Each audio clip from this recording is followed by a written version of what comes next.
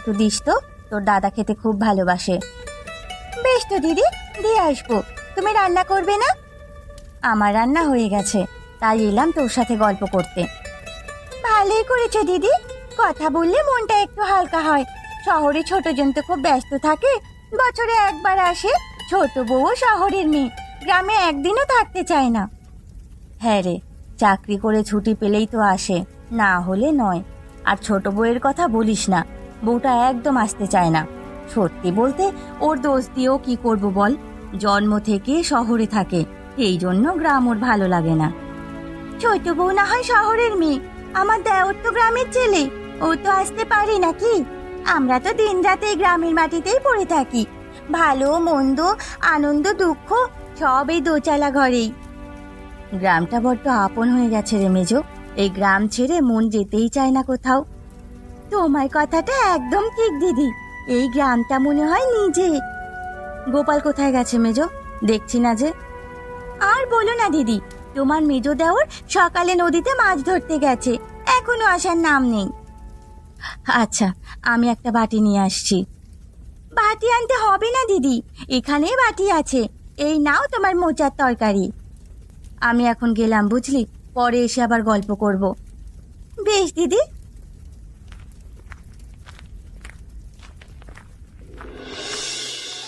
আহা, হ্যাঁ, বড় বড় 3টে ইলিশ ধরেছি আজকে। গিন্নিকে বলবো আজকে যেন সরিষা ইলিশ করে। কতদিন হয়ে গেল খাওয়া হয় না, আজকে মজা করে খাবো। হ্যাঁ, হ্যাঁ। দাদা একটু শুনবেন। আমাকে ডাকছেন মশাই? আপনাকেই ডাকছি দাদা। কি বলবেন বলুন। এই গ্রামে গোপালের বাড়ি যেতে চাই, অনেককে জিজ্ঞেস করলাম, কেউ ঠিক করে বলতে পারলো না। আপনি কি চেনেন? গোপালের বাড়ি মানে? আরে আমিই তো গোপাল। তাই নাকি? এত ভালোই হলো, আপনাকে মানে আমাকে বেশি কষ্ট করতে হলো না। হ্যাঁ, কিন্তু আপনাকে ঠিক চিনতে পারছি না, আপনি কে বলুন তো? আমি আপনার স্ত্রীর পিস্তুত দাদা রমেশ। আরে আমরা তো শহরে থাকি, তাই আগে কখনো দেখা হয়নি। আজকে কাজে এসেছে এদিকে, ভাবলাম হ্যাঁ আমার বোনের সাথে একটু দেখা করে যাই। ও, ভালোই করেছেন। তবে আমার স্ত্রীর কাছে শুনেছি তার বাবার মানে বাড়ির কুলে কোনো আত্মীয় স্বজন কেউ নেই। হ্যাঁ, আমাদের সাথে ওদের কখনো কোনো যোগাযোগ ছিল না। মায়ের কাছে শুনেছি, মানে আমার মা বলেছিল এই গ্রামে আমার একটা মামাতো বোনের বিয়ে হয়েছে, তাই আসা আর কি। এদিকে কাজ না থাকলে হয়তো মানে আশাই হতো না। বুঝতে পেরেছি মশাই, এখন চলুন আমার সাথে। আচ্ছা চলুন, এই মিষ্টির হাঁড়িটা ধরুন, আপনাদের জন্য এনেছি। মিষ্টি আনবার কি দরকার ছিল মশাই, আমাদের বাড়িতে মিষ্টি খাওয়ার তেমন লোক নেই। খেয়ে দেখবেন, এই মিষ্টির স্বাদ অনেক ভালো, হ্যাঁ, যেখানে সেখানে পাওয়া যায় না। চলুন চলুন, বাড়ির দিকে হাঁটতে থাকি। বেশ বেশ, চলুন।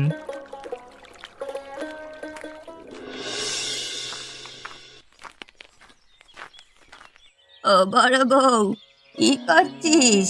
বাড়িতে একা একা ভালো লাগছে না, তাই ভাবলাম তোর সাথে একটু গল্প করে আসি। খুব ভালো করেছো বুড়িমা, আমারও একা একা ভালো লাগে না। বসো, মন খুলে একটু তোমার সাথে গল্প করি। ভূপেন বাড়ি নেই? না গো, বাড়িতে নেই, দুপুরে খেয়ে শহরে গেছে, বলল শহরে দিন 10-15 থাকবে। বাড়িতে একা একা থাকতে তোর ভয় করবে না?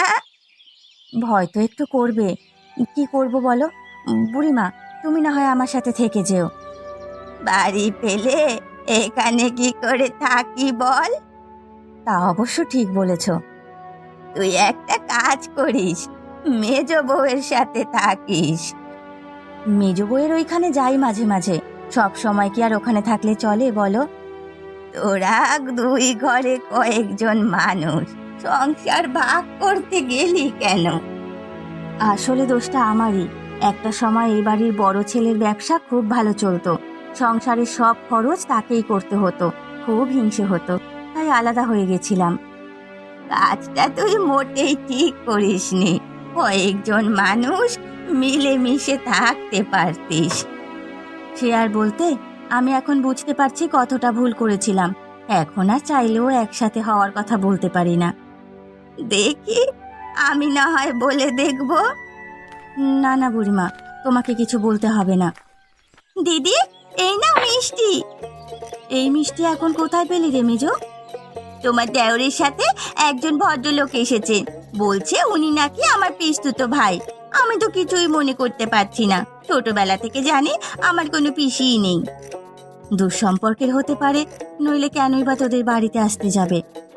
বুড়িমা, তুমিও একটা মিষ্টি খেয়ে দেখো, মিষ্টিটা খেতে অনেক মজা।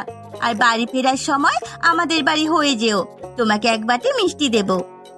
মিষ্টি নিয়ে গিয়ে কি করব? আমার কি খাওয়ার লোক আছে নাকি? একটা খেয়ে যাব, এতেই হবে। আচ্ছা, তারপরও আমার সাথে দেখা করে যাবে। সে যাবক্ষণ। দিদি, আমি এখন গেলাম, হাতে অনেক কাজ, অতিথির জন্য রান্না করতে হবে।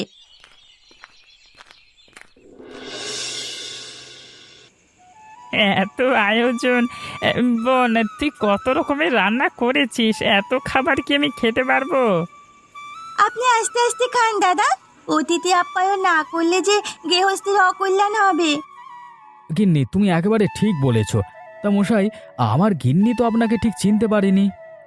থাক না, উনি যখন অতিথি হয়ে এসেছেন তখন আমার দাদা হয়েই থাক।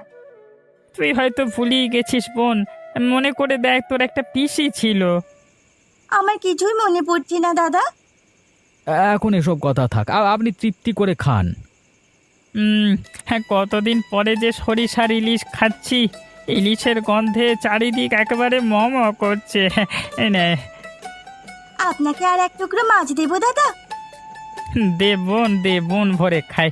আর কবে ইলিশ খেতে পারবো তার কোনো ঠিক ঠিকানা নেই। আপনি তো বললেন শহরে থাকেন, আপনার পরিবারের সবাই কি আপনার সাথে থাকে? হ্যাঁ, ওরা আমার সাথেই শহরে থাকে, মানে স্ত্রী, 2 ছেলে, সবাই ব্যস্ত। আমার এইদিকে কাজ ছিল, ভাবলাম বোনের সাথে দেখা করে আসি। বললামই তো, 2বার করে বলছি। কাজের জন্য আসলেও আপনাকে পেয়ে ভালোই লাগছে দাদা। আমিও খুব খুশি হয়েছি। বোনের বাড়িতে এমন ভালোবাসা আর খাবার পাবো ভাবিনি। প্রতিটা খাবারের স্বাদ যেন অমৃত।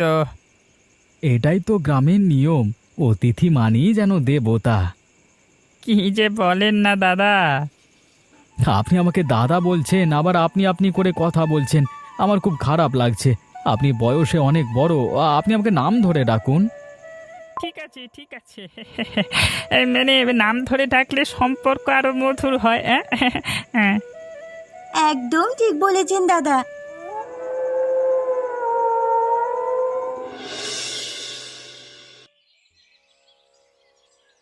হ্যাঁ গো, তোমার না আরো কিছুদিন থাকার কথা ছিল?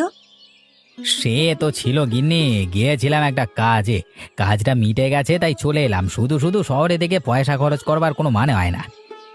তা তুমি ঠিকই বলেছ, আমাদের অবস্থা তো আর আগের মতো নেই যে ইচ্ছে মতো পয়সা খরচ করতে হবে। একটা সময় আমার ব্যবসা খুব ভালো ছিল, এখন এমন অবস্থা হয়েছে, দিন আনি দিন খায়ের মতো অবস্থা। আমার মনে হয় এই সব আমার পাপের ফল। তোমার ব্যবসা ভালোই চলতো, আর আমারও তার জন্য অহংকার কম ছিল না। অহংকারে আমার মাটিতে পাই পড়তো না।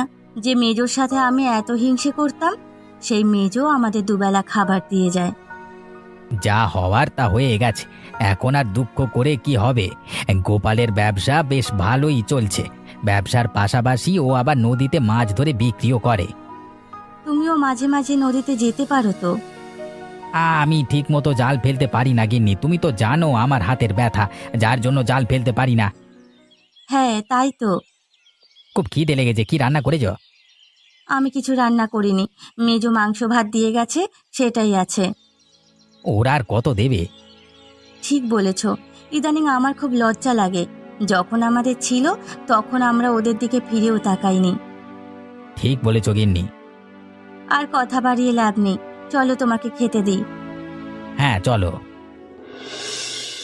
গোপাল, তোমার গ্রামটা অপূর্ব, একেবারে শান্ত, সবুজে ঘেরা। ছোটবেলায় বইয়ের পাতায় যে গ্রামীণ দৃশ্য পড়তাম, আজকে চোখে দেখছি। ঠিকই বলেছেন মশাই, আমাদের গ্রামটার একটা আলাদা সৌন্দর্য আছে, আর নদীটা যেন এই গ্রামের প্রাণ। তাছাড়া এই গাছগাছালিতে গ্রামটা একেবারে সবুজ হয়ে আছে। গ্রামের ভেতর দিয়ে বয়ে যাওয়া নদীটা একেবারে স্বর্গের মতো লাগছে। শহরে তো শুধু ইট কাঠ ধোয়া, হ্যাঁ, এখানে এসে মনে হচ্ছে বুক ভরে হ্যাঁ নিঃশ্বাস নিতে পারছি। এই নদী আমাদের জীবনের অংশ। এখানেই স্নান করি, মাছ ধরি, সময় পেলে নদীর ধারে বসে গল্পও করি। গ্রামের মানুষগুলো সবাই এত আপন, এত আন্তরিক। শহরে তো কেউ কাউকে ঠিক মতো চেনেই না কলা। হ্যাঁ হ্যাঁ, কথা বলে তো দূরের কথা, মুখই দেখে না। হ্যাঁ হ্যাঁ মশাই, শহরে হয়তো টাকা পয়সা আছে কিন্তু সম্পর্কের আন্তরিকতা নেই। এখানে অতিথি এলে আমরা মানে দেবতার মনে করি আর কি। তোমাদের বাড়িতে এসে আমি সেটা বুঝেছি। তোমাদের আপ্যায়ন আর আমার বোনের রান্না মুখে লেগে থাকার মতো। হ্যাঁ গিন্নি আমার খুব যত্ন করে রান্না করে, বলে রান্না যদি ভালো না হয় তাহলে দিনটাই খারাপ হয়ে যায়। তোমরা সত্যি ভাগ্যবান, এমন জায়গায় থাকো। আমার তো মনে হচ্ছে সারা জীবন এখানেই থেকে যাই। আমাদের ধন দৌলত না থাকলেও শান্তি আছে, সুখ আছে। আর সকালে ব্যবসার কাজে চলে যাই, কোনো কোনো দিন আবার নদীতে মাছ ধরি, রাতে সবাই মিলে একসাথে খাওয়া দাওয়া, গল্প, এই তো জীবন। ফিরে যাওয়ার পরে মনটা পড়ে থাকবে এখানেই। ভাবছি বছরে একবার হলেও এসে কাটিয়ে যাব কিছুদিন। নিশ্চয়ই আসবেন মশাই, তবে এবারই আপনাকে এই গ্রামের প্রতিটা জায়গা দেখাবো। তাহলে চলো আজকে একটু নদীর ধারে গিয়ে বসে থাকি, বিকেলের আলোয় নদীর ঝলমলে জল উপভোগ করে গিয়ে। হ্যাঁ চলুন মশাই, আমাদের নদীর ধারে একটা বট গাছ আছে, তার নিচে বসে চা খাবো। গিন্নি বলছিল তোমরা সন্ধ্যার আগে বট গাছের নিচে বসে গল্প করবে, আমি তোমাদের জন্য চা নিয়ে যাব। আহা, এমন আতিথেয়তায় মন ভরে যায়। শহরে ফিরে গেলে শান্তিটা আর পাবো না। এটাই তো আমাদের গ্রামের মহত্ব, একবার এলে কেউ ফিরে যেতে চায় না।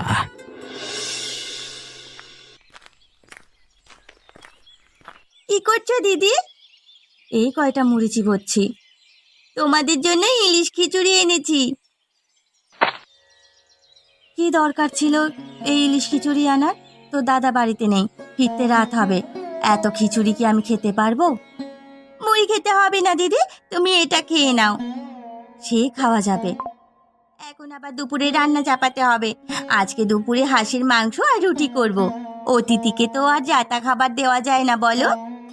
সে তো ঠিকই, কিন্তু এতদিন হয়ে গেল উনি এখনো তোদের বাড়িতে আছে, যাওয়ার নামও করে না। সেটা আমিও ভাবছি গো, কিন্তু অতিথিকে তো আর আমরা চলে যেতে বলতে পারি না। তাছাড়া উনি কেমন যেন আমাদের আপন হয়ে গেছে। থাক না যতদিন ইচ্ছে। উনি কি সত্যিই তোর পিস্তুত দাদা? কি জানি, আমি তো মনে করতে পারলাম না। ছোট থেকে জেনে আসছে আমার সাত কুলে কেউ নেই, এখন শুনছি আমার একটা পিস্তুত দাদাও আছে।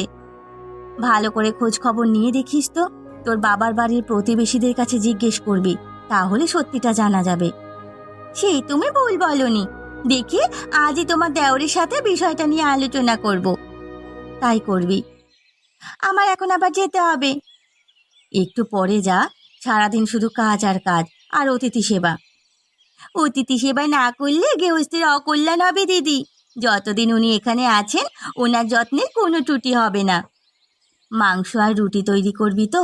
আমি রুটি তৈরি করে দেব, আর তুই মাংস রান্না করবি। দেখবি খুব তাড়াতাড়ি হয়ে যাবে। দিদি, আমাকে একটা কথা বলবে? কি কথা? দাদার ব্যবসা কি আগের মতো নেই? এখন একটু খারাপের দিকে। তুই কি করে বুঝলি? আমি তো কোনোদিন তোর সাথে এসব বলিনি। বলনি তাতে কি হয়েছে? আমি ঠিক বুঝতে পেরেছি। এসব কথা এখন থাক মেজো, এ নিয়ে পরে কথা হবে। আচ্ছা দিদি, আমি এখন গেলাম।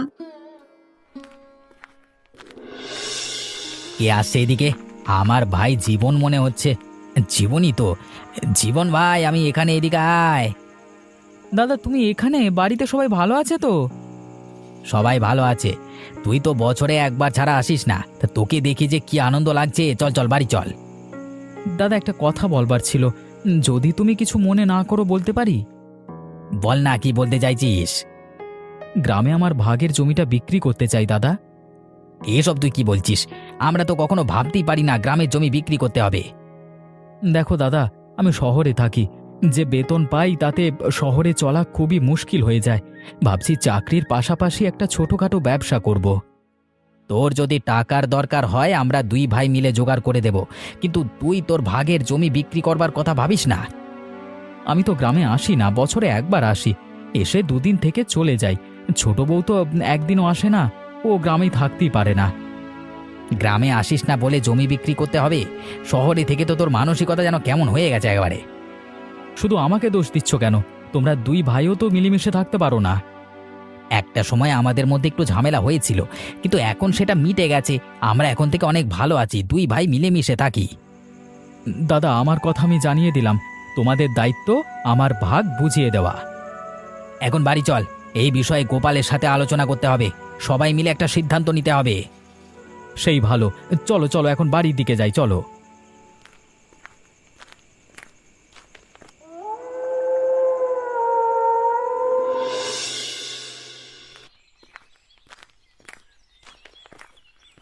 বুড়িমা, তোমার কাছে একটা দরকারে এসেছিলাম। কি দরকার রে মেজো? তুই তো এদিকে আসিস না। কি করে আসবো বুড়িমা, সারাদিন ব্যস্ত থাকি। বাড়িতে অতিথি, এদিকে আবার জীবন এসেছে। জীবন কয়েকদিন থাকবে, সারাদিন আমি রান্না নিয়েই ব্যস্ত থাকি। তুইও পারিস বটে, অতিথি এসেছে ভালো কথা, তাই বলে এতদিন কারুর বাড়ি থাকে নাকি? যাওয়ার নামই নেই। যতদিন ইচ্ছে থাকুক না বুড়িমা, আমার অতিথি আপ্যায়ন করতে কোনো সমস্যা হয় না, বরং ভালোই লাগে। সেই যাগে, এখন তুই বল কি দরকারে এসেছিস? বুড়িমা, তুমি পুকুর পাড়ের কচু বাগান থেকে কিছু কচুর লতি এনে দিতে পারবে? অতিথি দাদা কচুর লতি দিয়ে চিংড়ি মাছ খেতে চেয়েছে। বলছে কয়েকদিন ধরে তো মাছ মাংস ইলিশ সব খেয়েই যাচ্ছি, এবার একটু দেশি খাবার খাবো। পারবো না কেন? তা কখন লাগবে? তোমার যখন সময় হয় তখনই দিয়ে এসো।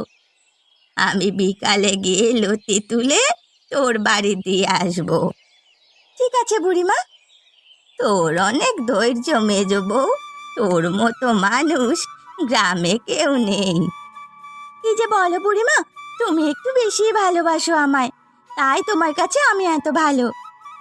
আমি একটুও বাড়িয়ে বলছি না রে, গ্রামে সবাই তোর কথা বলে।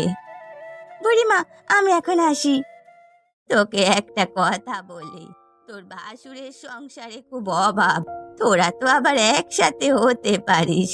বড় বউকে দেখলে আমার খুব মায়া লাগে। আমিও ভাবছি বিষয়টা নিয়ে, তবে আমি কখনোই সংসার ভাগ করার পক্ষে ছিলাম না। দিদির জন্য আমরা আলাদা হতে বাধ্য হয়েছিলাম। আমি সব জানি। বুড়িমা, এবার আমাকে যেতে হবে।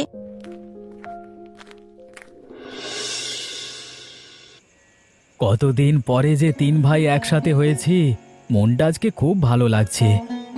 একদম ঠিক বলেছিস, আগে তো এমন বসা হতো, এখন তো বছরে একবারও হয় না। সময়টাই এমন, শহরের জীবন কেবল দৌড়ের উপর। গ্রামে আসলে বোঝা যায় শান্তি কাকে বলে। দুদিন থেকে বুঝতে পারছি মন আর চাইছে না ফিরে যাই। তোর একা একা শহরে থাকতে কষ্ট হয় না রে জীবন? হয় দাদা, ছোট বউ তো গ্রামের নাম শুনলে কেমন জানি করে, গ্রামে একেবারে আসতে চায় না। আমিও মনে করেছিলাম গ্রামে আর ফিরবো না, কিন্তু এবার আসবার পর কেমন যেন গ্রামের প্রতি একটা টান চলে আসছে। তবে তুই যে জমি বিক্রি করতে চাইছিস সেটা শুনে খারাপ লাগলো। আমি বুঝি দাদা, তবু উপায় নেই। শহরে একটা ছোট ব্যবসা শুরু করব ভাবছি, চাকরির টাকায় সংসার চালানো যাচ্ছে না। টাকা চাইলে আমাদের বলতিস রে, জমি তো একটা স্থায়ী সম্পদ, বিক্রি করিস না ভাই। মনে করেছিলাম গ্রামে আর কখনো ফিরবো না, তাই গ্রামের জমিও আর দরকার হবে না। আমরা আমার জীবনে অনেক জায়গায় ঘুরেছি, কিন্তু তোমাদের মতো মানুষ আগে কখনো দেখিনি। অতিথি আপ্যায়ন করা আমাদের দায়িত্ব, আপনার যতদিন ইচ্ছে ততদিন এ বাড়িতে থাকবেন। দাদা একদম ঠিক বলেছে, আপনার যতদিন ইচ্ছে আপনি ততদিন থাকবেন। দাদা, আজকে রান্না কেমন হয়েছে? অসাধারণ, এমন খাবার আমি জীবনে কোনোদিন খাইনি। দাদা, আমি আজও মনে করতে পারলাম না আপনি আমার পিস্তুত দাদা কিনা। একদিন না একদিন নিশ্চয়ই মনে হবে। এত মনে করবার দরকার নেই, উনি আমাদের পরম আত্মীয়, এটাই সবচেয়ে বড় কথা। একদম ঠিক মেজো, তোকে আর মনে করতে হবে না, উনি এখন থেকে আমাদের সবার বড় দাদা। তোমাদের কথা শুনে মনটা ভরে গেল আমার। মেজো বৌদি, আমাকে আর একটু খাসির মাংস দাও তো। মাংসটা যা হয়েছে না, বৌদি তোমার হাতে কি জাদু আছে? এত ভালো রান্না করো কি করে?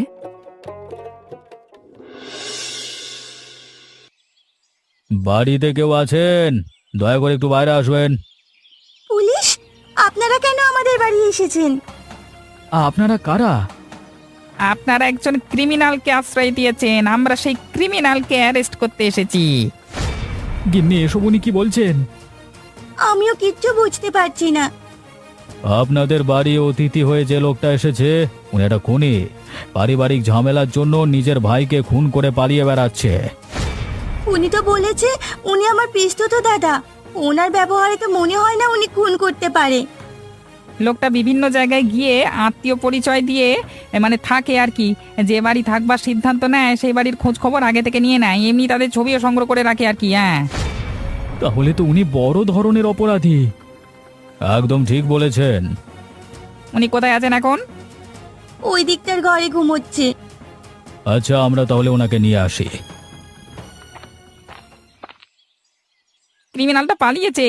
পালিয়ে যাবে কোথায়? আমাদের হাতে ওকে ধরা পড়তেই হবে। আমরা তাহলে গেলাম।